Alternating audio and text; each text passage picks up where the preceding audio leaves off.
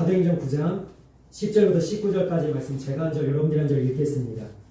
그때 다메섹에 아나니아라 하는 제자가 있더니 주께서 환상 중에 불러 이르시되 아나니아야 하시거늘 대답하되 주여 내가 여기 있나이다 하니 주께서 이르시되 일어나 지바라 하는 거리로 가서 유다의 집에서 다소 사람 사울이라는 사람을 찾으라. 그가 기도하는 중이니라. 그가 아나니아라 하는 사람이 들어와서 자기에게 안수하여 다시 보게 하는 것을 보았느니라 하시거늘 아나니아가 대답하되 주여 이 사람에 대하여 내가 여러 사람에게 듣사온즉 그가 예루살렘에서 주의 성도에게 적지 않은 해를 끼쳤다 하더니 여기서도 주의 이름을 부르는 모든 사람을 결박할 권한을 대제사장들에게서 받았나이다 하거늘 주께서 이르시되 가라. 이 사람은 내 이름을 이방인과 임금들과 이스라엘 자손들에게 전하기 위하여 택한 나라의 그릇이라.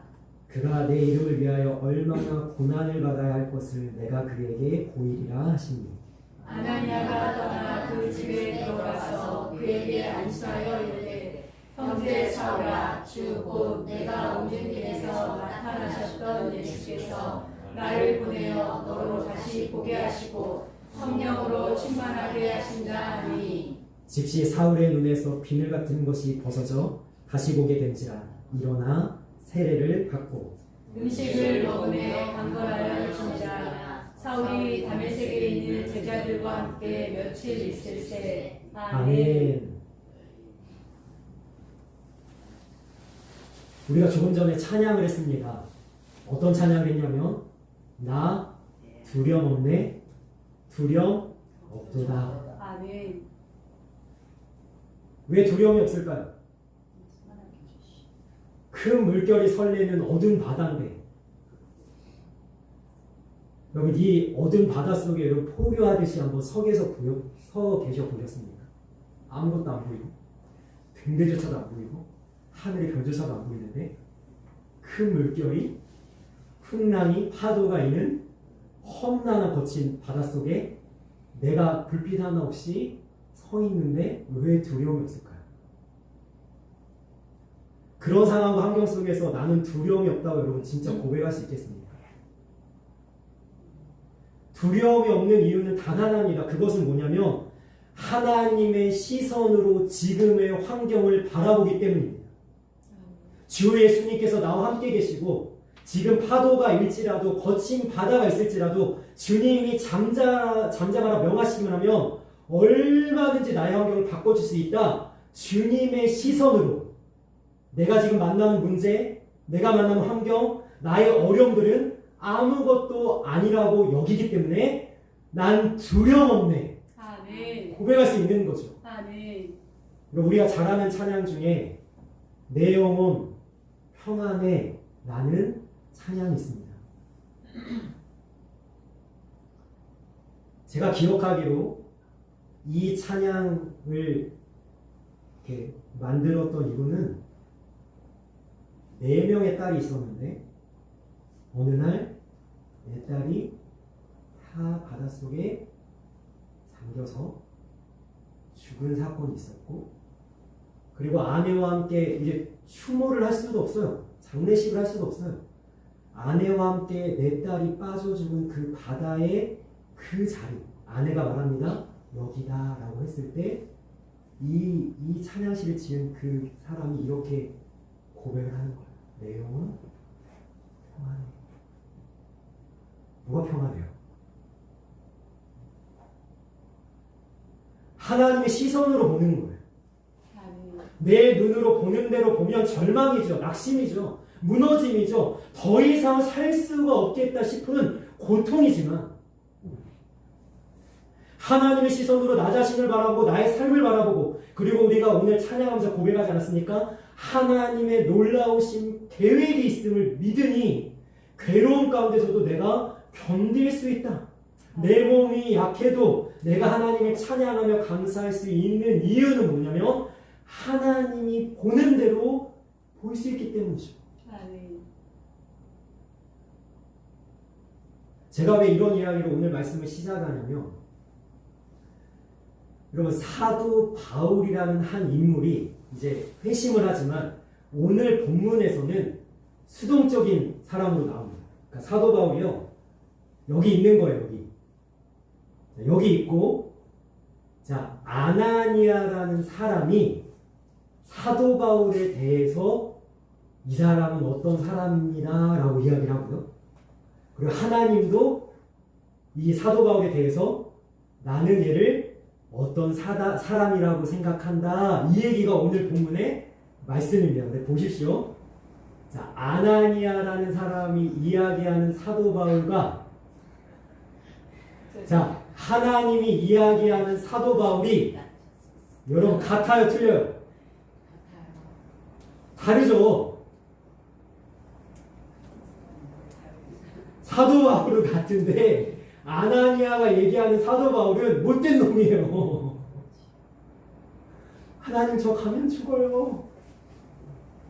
하나님 뭐라 그래요? 나는 그를 쓸 거다.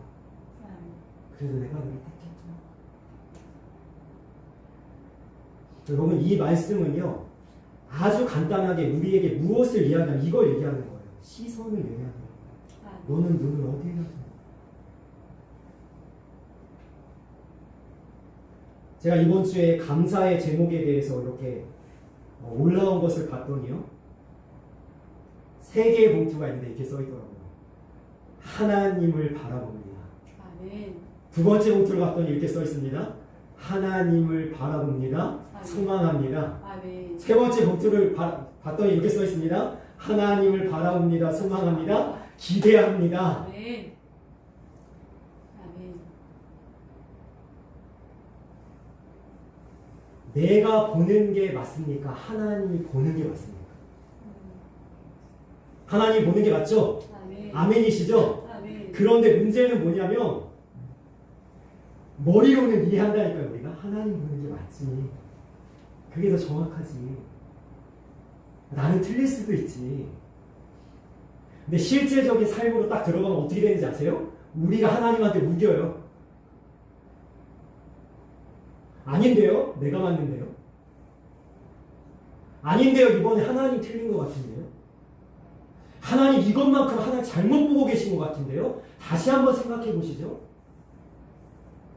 맞지도 않은 것을 들이밀면서 우기거나 억지를 부린다니까요. 하나님 아니에요. 이건 아니에요. 저는 도저히 인정할 수가 없어요. 이해할 수가 없어요. 안 되는 것 같아요. 이거는. 하나님 얘기하시는 거예요. 이게 맞아. 여러분 보십시오. 아나니아가 뭐라고 하냐면 나는 가면 죽습니다 라고 하니까 하나님은요 설명도 안 해주고 뭐라 그러시냐면 주께서 이르시되 가라. 아멘. 그냥 무턱대고 가래요. 무조건 가래요. 자, 그래서 우리가 조금 우리 사도행전 22장에 있는 나중에 사도 바울이 회상하는 장면을 좀 우리가 좀 가지고 와서 우리가 오늘 본문의 말씀을 조금 더 자세하게 좀 살펴보려고 합니다. 자, 보시면요. 오늘 본문의 말씀은 조금 불친절해요. 자, 아나니아라는 인물이 등장하는데 여러분 아나니아는 여기에서 처음 등장하고 이게 마지막입니다. 이전에도 아나니아는 등장한 적이 없고 이후에도 아나니아는 등장하지 않는데 여러분 그런데 제가 조금 우리 성도님들이 헷갈릴 수 있어서 제가 좀 부연 설명을 해드리면 성경에 아나니아는 새 인물이 나옵니다. 아마 성경을 조금 더 아시는 분은 기억하실 텐데 사도행전 5장에 보면 아나니아와 삽비라 부부가 나옵니다. 그죠? 자, 밭을 판 그 값을 숨겼다가 그죠? 그 자리에서 죽은 아나니아. 자, 오늘 본문에 나오는 아나니아 다른 사람입니다. 자, 또 이 뒤에 보면 사도 바울이 예루살렘에서 신문을 받죠. 그런데 거기 사도 바울이 신문을 받을 때 저쪽에 서 있던 대제사장 이름이 아나니아입니다. 자, 그 아나니아랑 오늘 본문에 등장한 아나니아 다릅니다. 자, 이해하셨죠? 여기서만 나와요. 그러니 오늘 본문은 뭐라고 설명하냐면 제자다. 끝이에요. 자, 그런데 오늘 말씀 제가 띄워놨죠. 사도행전 22장 사도 바울이 아나니아를 만난 장면을 회상해서 그것을 설명할 때 여러분 좀 자세합니다. 한번 읽어보겠습니다. 시작. 율법에 따라 경건한 사람으로 거기 사는 모든 유대인들에게 칭찬을 듣는 아나니아라 하니라. 아멘. 자, 제자인데 어떤 사람이에요? 하나님의 말씀으로 사는 사람. 자, 우리는요 아나니아의 이름을 처음 보지만 그 지역에서는 이미 알려져서 뭘 받아요? 칭찬을 받는 아나니아라 하는 사람이. 자, 이제 아나니아라는 인물에 대해서 좀 설명이 됐죠. 자, 그런데 이 사람에게 하나님 명령하시는 거예요. 가라. 사도 바울한테 가라. 안 가죠? 왜 안 갑니까? 오늘 본문의 말씀을 한번 보겠습니다. 13절과 14절. 13절과 14절 말씀 한번 읽어보겠습니다. 시작. 아나니아가 대답하되 주여 이 사람에 대하여 내가 여러 사람에게 듣사온즉 그가 예루살렘에서 주의 성도에게 적지 않은 해를 끼쳤다 하니 여기서도 주의 이름을 부르는 모든 사람을 결박할 권한을 대제사장들에게서 받았나이다 하거늘. 아멘. 여러분 보세요. 아나니아는 그래도 수준이 좀 있습니다. 제가 좀 전에 우리는 어떤 자세를 가진다고 했어요? 안 맞는데, 틀렸는데, 맞다고, 이게 정확하다고, 내가 이번에는 하나님보다 더 잘 보는 것 같다고, 틀린 걸 맞다고 우기지만, 여러분 아나니아라는 사람은 말씀에 붙잡힌 사람이고 그 지역에서 믿음의 사람들에게 칭찬을 받는 사람인 수준 있는 사람이기에 여러분 이 아나니아가 하는 말은 맞는 말이죠. 틀린 말이 있어요? 팩트죠. 사실이죠. 정확하죠. 여러분 그런데 이 맞는 말이 문제가 될 때가 있습니다. 여러분 기억을 한번 더듬어 보세요. 저 사람이 나한테 분명히 맞는 말을 하는데 내가 상처받을 때가 있어요. 맞아, 그 말이 너무 기분이 나빠, 맞아가지고. 그런데 맞는 말 때문에 내가 너무 상처를 입는 거예요. 제가 교회 개척을 준비해서 이제는 많은 분들을 좀 만나고 다녔습니다. 부교육자 때는요 사람들을 만나지 못했어요. 제가 교회에 매이고 교회에서 나를 맨 것이 아니라 제가 스스로 전임사역자같이 교회의 메인자처럼 생각해서 제가 외부 활동을 하지 않고 사람들을 되도록 만나지 않고 사역에만 집중을 했는데 이제 교회를 개척할 때가 되니까 조언도 얻어야 되고 하니까 이제 선배 목사님들 앞서갔던 분들을 많이 만나는데 여러분 맞는 말을 해요. 무슨 말을 하는지 아세요? 이제 일산은 안 돼. 일산에서 목회하시는데 지금 몇십 년 먼저 목회하셨는데 저한테 뭐라 그러냐면 이제 일산에서 교회 개척을 시작하는 저한테 뭐라 그러냐면 일산은 안 돼. 맞을 수 있죠? 근데 저를 더 마음 아프게 했던 말이 뭐였냐면 뭐라 그러냐면 이렇게 얘기하는 겁니다. 지하는 안 돼.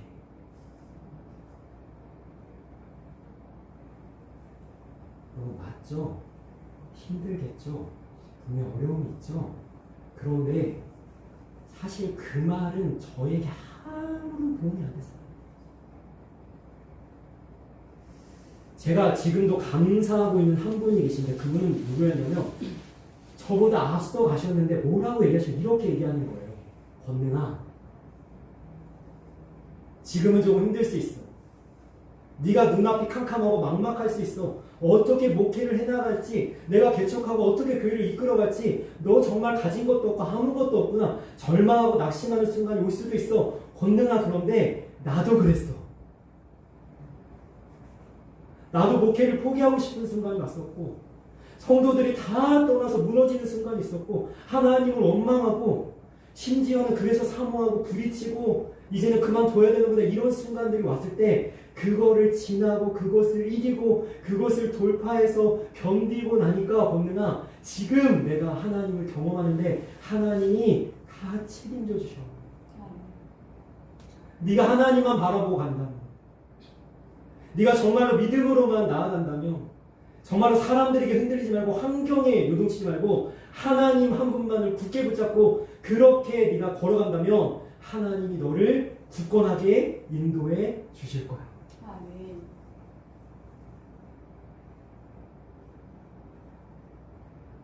여러분 아나니아가 하는 말 맞는 말이라니까요. 근데 하나님은 그 맞는 말을 넘어서 무슨 말을 하기 원하시냐면 믿음의 말을 하기 원하시는 거예요. 아멘. 그럼 한번 읽어보겠습니다. 15절 말씀 읽습니다. 시작. 주께서 이르시되 알아 이 사람은 내 이름을 이방인과 임금들과 이스라엘 자손들에게 전하기 위하여 택한 나의 그릇이다. 아멘. 하나님은 사도 바울을 뭘로 보고 계시냐면 믿음으로 보고 있는 거예요. 아멘. 그가 박해자였고 그가 핍박자였고 예수님을 대적했던 자고 예수님 믿는 사람들 다 잡아다가 결박했던 그런 사람이고 가장 앞장섰던 사람이고 스데반지사에 돌맞아 죽을 때 옷을 지켰던 사람이지만 이제는 다르다. 그 사람을 믿음으로 봐라. 너의 환경을 믿음으로 봐라. 사실만 보지 말고 팩트만 보지 말고 맞는 것만 보지 말고 그것을 넘어서 하나님의 역사하심이 어떨지 한번 기대하고 소망하면서 봐라. 그러니까 하나님은 사도 바울이 다르게 보이는 거죠. 그리고 다니엘이 왕의 어인이 찍힌 조서를 받죠. 기도하면 죽습니다. 여러분 사실이죠. 맞습니다. 여러분 어떤 사람은 다니엘을 뜯어 말렸을지 모릅니다. 기도하면 사자굴에 던져집니다. 죽을지도 모릅니다. 맞는 말이죠. 그런데 우리는 맞는 말로 사는 게 아니라 뭘로 살아야 됩니까? 믿음으로 살아야죠. 아멘. 사자굴에 던져질지라도 나는 기도를 멈출 수 없다. 그렇게 죽게 되더라도 나는 기도하겠다. 믿음으로 사니까 어떻게 됩니까? 사자굴에 던져져도 살아나는 거고 아멘. 하나님께서 그를 지켜주시는 겁니다. 아멘. 이것이 믿음의 놀라운 역사죠. 여러분 맞는 말로만 살면 한 걸음도 내디딜 수가 없어요. 어떻게 나갑니까? 어떻게 살아갑니까? 사도 바울도요. 예루살렘에 올라가면 죽을 거라고 얘기합니다. 여러분 맞아요. 제자들이 눈물로 다 뜯어말리고 선지자까지 나타나서 사도 바울 너 죽을지도 몰라 이렇게 결박될 거야 예언까지 하는데 여러분 맞는 말이죠. 맞는 말이면 여러분 아무것도 못하죠. 예루살렘 올라가야 되잖아요. 로마까지 가고 복음 전해야 되잖아요. 땅끝인 로마까지 가서 자기가 하나님의 사명을 감당해야 되잖아요. 그래서 바울이 뭐라 그럽니까? 주 예수께 받은 사명 곧 복음을 전하는 일을 내가 완수하기까지 나의 생명을 조금도 아끼지 않아요. 저는 그래서 우리 성도님들에게 도전합니다. 여러분 맞는 말로 사십니까? 사실만 보고 사세요? 그럼 제가 자세한 이야기는 하지 않겠지만 이번 주 중에 나라가 난리가 났죠. 전 정치 이야기 하고 싶지 않습니다. 그럼 저는요 그 밤에 너무 잘 잤습니다. 그래서 그런 일이 있었는지 몰랐는데 아침에 일어나서야 그 사실을 알았어요. 괜찮습니다. 왜 괜찮을까요? 한 나라의 최고의 권력자가 끌어내려지든 아니면 그의 정권이 여전히 유지가 되든 여러분 상관없이 이 나라를 붙잡고 있는 분은 여러분 하나님이죠. 아멘. 전 세계 통치자들과 지배자들이 여러분 눈에 보이게는 전쟁을 일으키고 막 그냥 수를 쓰고 막 나라가 나라를 공격하고 여러 가지 일들이 벌어지지만 여러분 그 이면에 정말로 거기서 통치하고 다스리시는 분 누굽니까? 전능하신 살아계신 하나님이죠. 그러니까 여러분 만약에 내가 잔머리를 좀 걱정되거나 내가 두렵거나 이 나라가 어떻게 될까 싶으면 여러분 하나님 기도하시기 원합니다. 아멘. 하나님 이 나라 민족을 하나님께 맡겨드립니다. 아멘. 하나님이 택하신 하나님의 민족으로 하나님의 제사장 나라 선교 왕국으로 하나님 부르셨을 때 하나님의 위대한 뜻과 계획이 있는 줄 믿습니다. 이 나라를 붙잡아 주옵소서. 아멘. 그럼 이것이 믿음이라는 겁니다. 아멘. 민수기 13장이에요. 12명의 정탐꾼을 가나안 땅에 보냈더니 10명의 정탐꾼이 돌아와서 뭐라고 하는지 아십니까? 말씀 한번 읽어보겠습니다. 시작. 그와 함께 올라갔던 사람들은 이르되 우리는 능히 올라가서 그 백성을 치지 못하리라. 그들은 우리보다 강하니라 하고 이스라엘 자손 앞에서 그 땅을 악평하여 이르되 우리가 두루다니며 정탐한 땅은 그 거주민을 삼키는 땅이요 거기서 온 모든 백성은 심장이 장대한 자들이며 거기서 네피림 후손인 아낙 자손의 거인들을 보았나니 우리는 스스로 보기에도 메뚜기 같으니 그들이 보기에도 그와 같았을 것입니다. 아멘. 아멘. 여러분 질문하겠습니다. 이 말이 맞는 말이에요? 맞는 말이에요.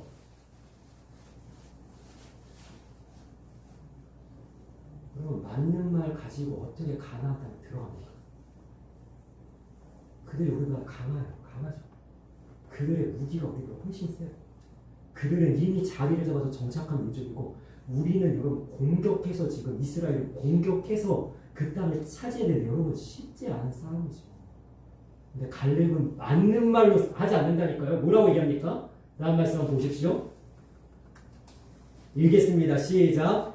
다만 여호와를 거역하지는 말라. 또 그 땅 백성을 두려워하지 말라. 그들은 예. 우리의 보호자, 그들의 보호자는 그들에게서 떠났고 여호와는 우리와 함께 하시느니라. 그들을 두려워하지 말라 하니. 아멘. 여러분 우리의 계산 속에 하나를 플러스해야 됩니다. 뭐죠? 하나님이요. 아멘. 여러분 다윗이 그냥 골리앗과 싸우면 집니다. 죽습니다. 그런데 다윗이 누구와 함께 하니까? 하나님과 함께 하니까 다윗 플러스 하나님이 골리앗을 이기는 거죠. 아멘. 여러분 이스라엘이 그냥 가나안과 전쟁하면 지는데 이스라엘과 하나님이 함께하니 플러스 하나님이니까 가나안을 이길 수 있는 겁니다. 아멘. 그럼 우리 인생도 마찬가지예요. 아멘. 믿음의 말은 무엇입니까? 맞는 말이라는 것은 나만 싸우는 거, 나만 걸어가는 거고, 나만 살아가는 거지만, 그럼 믿음의 말은 뭐예요? 하나님이 나와 함께 하신다. 아멘. 그럼 그런 못 이길 싸움이 어디 있어요? 내가 이기지 못할 전쟁이 어디 있어요? 승리가 이미 보장된 거 아닙니까? 여러분 맞는 말을 넘어 믿음의 말로 살아가는 그것을 선포하고 담대히 믿음의 걸음을 걸어나가는 하나님의 사람들이 되길 원합니다. 아멘. 아멘. 여러분 두 번째로 우리가 살펴볼 것은요. 여러분 우리가 살펴본 본문의 말씀은 그대로인데 자 시선을 조금 돌려봅시다. 자, 아나니아가 하는 말이 다 맞지만 문제가 뭐냐면 이거는 사도 바울의 과거를 얘기하는 거예요. 그래 썼습니다. 그래 합니다. 어제까지 사도 바울이 그렇게 했답니다. 자, 아나니아는 뭐를 몰라요? 사도 바울이 변화된 걸 모릅니다. 그에게 새 인생이 시작된 걸 모릅니다. 하나님은 사도 바울의 과거를 보지 않습니다. 아멘. 그가 핍박자였다, 박해자였다, 그걸 보는 게 아니라 아멘. 이제는 택한 나의 그릇이 되어서 아멘. 그가 어떻게 예수 그리스도를 위해서 위대하게 사용되는 사도 바울이 됐지 하나님이 그걸 보시는 거예요. 아멘. 여러분 누군가가 이런 말을 했습니다. 사단은 과거를 보게 한대요. 맨날 쓸데없는 과거만 되씹는 거예요. 입을 튀그라면서 내가 왜 그랬지 후회하고 한탄하면서 돌이킬 수도 없고 바꿀 수도 없는 과거에 매여가지고 오늘을 망치고 내일을 망치고 있는 어리석은 사람들이 많습니다. 그런데 하나님은요 어제를 보게 하기보다 어딜 보게 하게 합니까? 앞을 보게 하시는 앞을 보게 하시는 거예요. 그러니까 하나님이 자기를 소개할 때 뭐라고 소개하냐면 소망의 하나님. 네가 어떻게 살았든 네가 어떤 걸음을 걸었든 어제는 지나갔으니 이제는 앞을 바라봐라. 미래, 앞날, 내일 네가 어떻게 사용되고 어떻게 하나님을 위해서 위대한 일을 행할지 그거 바라봐라. 과거에 배워있지 마라. 아니, 말씀하시는 거예요. 여기서 더 나아가서 저는 이렇게 이야기하고 싶습니다. 사단은요, 현실만 보게 합니다. 이거 잘 들으셔야 돼요. 현실을 보지 말라는 게 아니에요. 현실 보셔야 돼요. 그런데 사단은 어떻게 한다고요? 현실만 보게 합니다. 하나님은 뭘 보게 합니까? 현실도 보게 하지만 내일과 앞날과 미래를 보게 하는 거예요. 지난 토요일에, 어제 말고 그 지난 토요일에 제가 새끼손가락이 부러졌습니다. 근데 저녁 때가 가까웠고 다음 날에는 예배가 있기 때문에 제가 병원에 갈 수가 없었어요. 예배 드리자.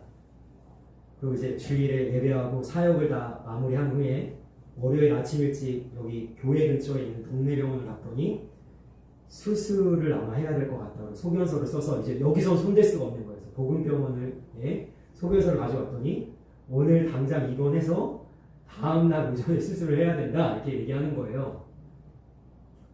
지금 여기에 철심 2개를 박았는데요. 여러분, 이것은 저의 신앙의 고백입니다. 저는 힘들지 않았어요.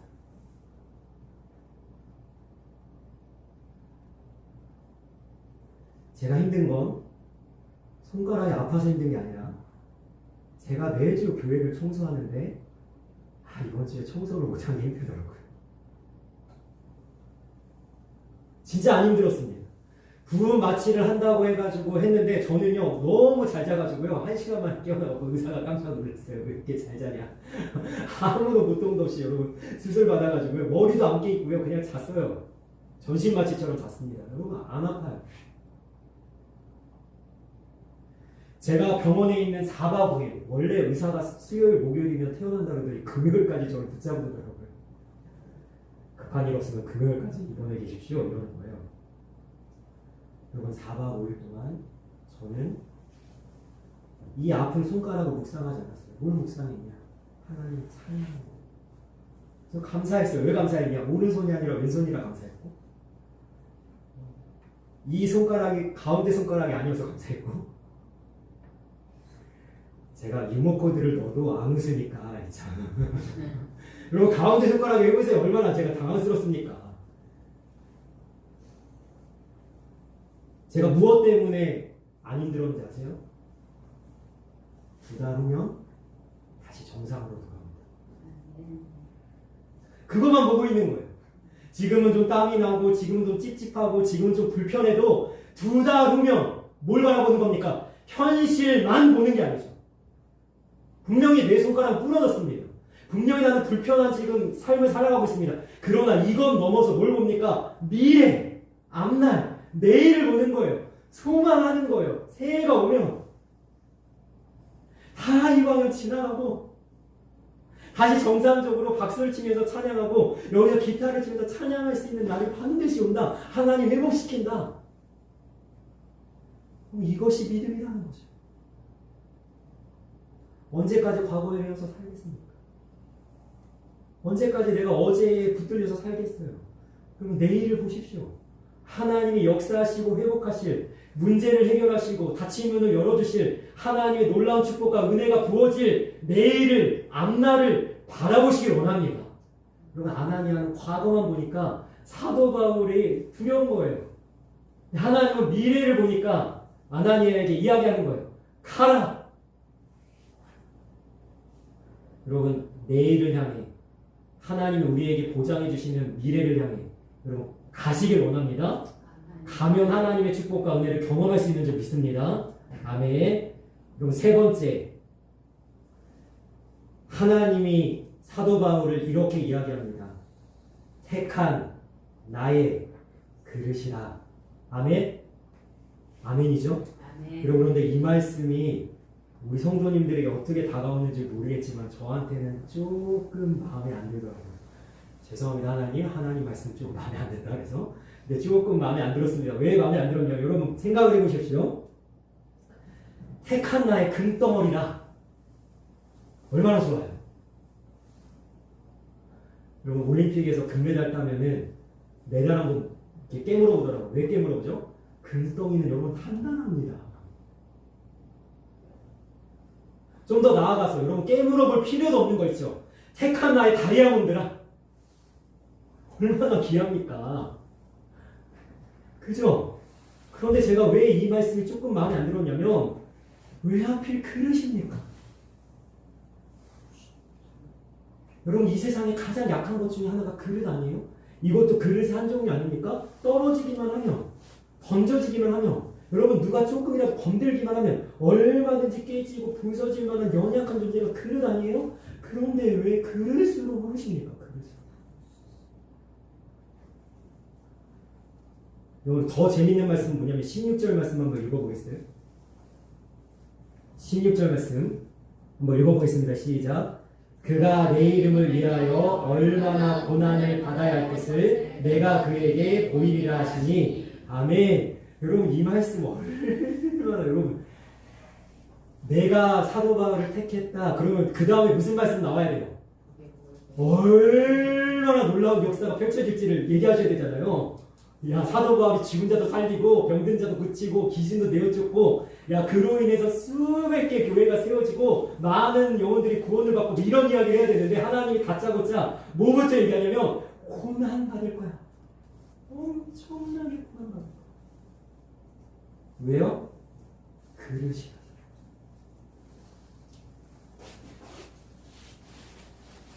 우리가 그릇이에요.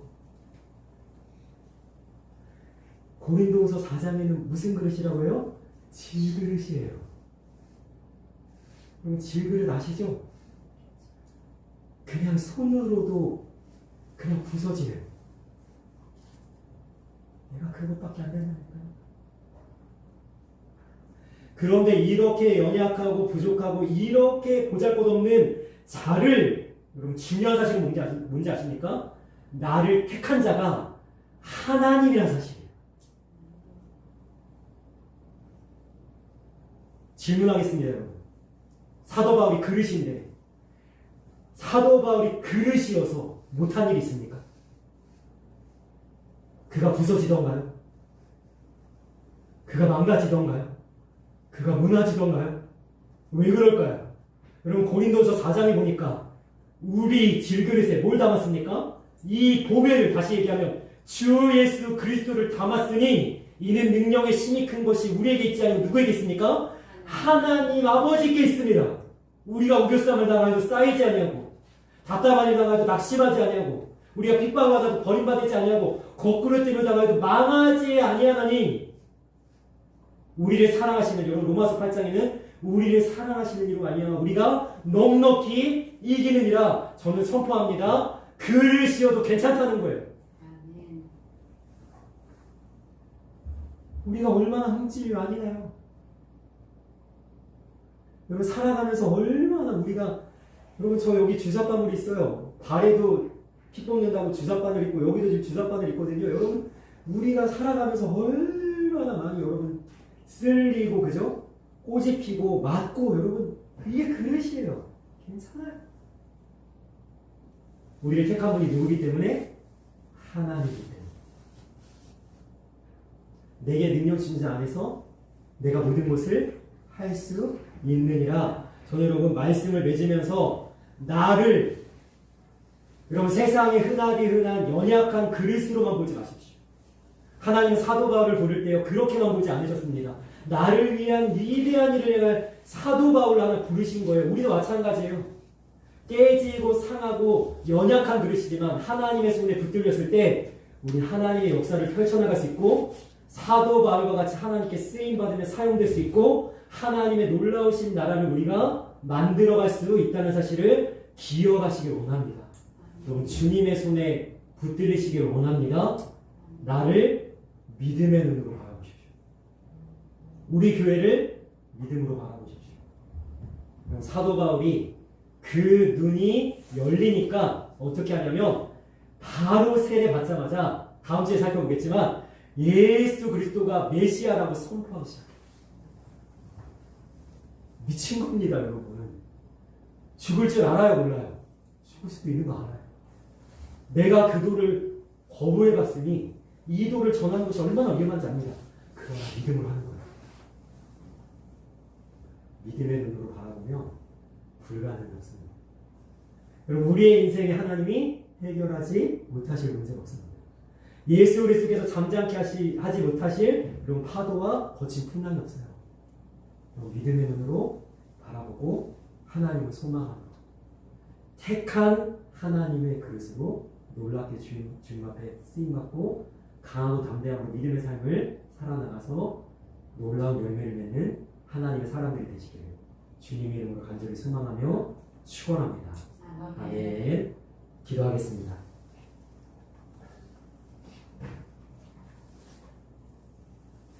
살아계신 하나님, 우리는 어떠한 눈으로 바라보고 있습니까? 하나님이 바라보는 시선으로 나를 바라보게 하시고 나의 환경을 보게 하시고 나의 처한 현실을 보게 하여 주옵소서. 만약에 내가 보는 대로만 본다면 절망과 낙심뿐이겠지만 하나님이 보여주시는 대로 본다면 거기에는 소망이 있고 거기에는 미래가 있고 거기에는 최후 승리가 있는 줄 믿습니다. 그 믿음의 눈을 가지고 사도 바울과 같이 택한 하나님의 그릇이 되어 주님의 놀라운 역사를 이루며 하나님의 나라를 위해서 헌신하여 열매 맺는 주님의 귀한 일꾼들, 하나님의 사람들이 다 되어지게 하여 주옵소서. 언제든지 주 뜻대로 사용하여 주옵소서. 감사하며 예수님의 이름으로 기도합니다. 아멘.